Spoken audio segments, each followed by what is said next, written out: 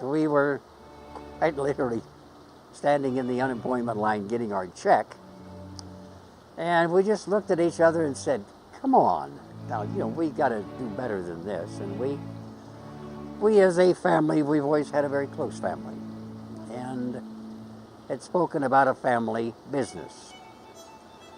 And we just kind of decided that, well, maybe this is time. So we looked about. And then someone mentioned, what about a bed and breakfast? And it was a kind of a raw winter's day, and I looked across the street and I saw this building, which had been empty and vacant for over 8 years, almost 9 years. And it just looked awful. The more we looked and talked, the more we began to realize that actually the house had chosen us. Well, it's got good vibes, and it has, as the people have told us, it has good karma.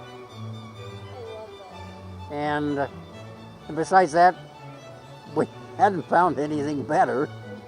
August 1st has always been a big day for us. We always have a birthday party for ourselves every August 1st, because we literally purchased the property on August 1st of 1988, and we opened for business exactly 1 year later, August 1st of 1989.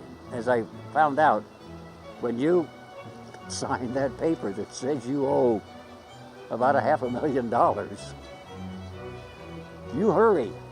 The house served as a single-family residence for 4 families up until the first war years, into the early 1920s, when the neighborhood had begun to change. It was no longer Denver's finest new residential neighborhood, and the rich folks began to move out, and it was an apartment house for some 50 years. And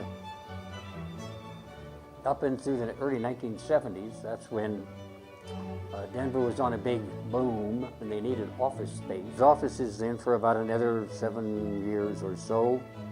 And then the boom busted and the office building went up for sale and stood empty and vacant, and then ultimately vandalized. And then that's when we came along. This is the room where we're standing right now. This was the back or family parlor. And this is the original formal dining room. This room has changed less than any other room in the house. It's all the original floor, walls.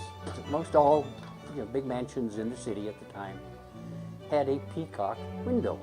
Well, this window is different, it's unique. And in fact, it's 6.5 feet in diameter. It is a surrealistic representation of a peacock. There's the head, the wings, the body of the peacock. Here we have the crystal bevel glass panels being the outstretched feathers of the peacock's tail, the round rose rondelle glass, the eye in the peacock's feather. A young man came to work for us. We needed an innkeeper, so he came to work for us as an innkeeper. And we would get to talking, and particularly about this photograph. He would say, Jim, he said, give me an opportunity. I can reproduce that work. So what you see, there are 5 colors, hand-painted.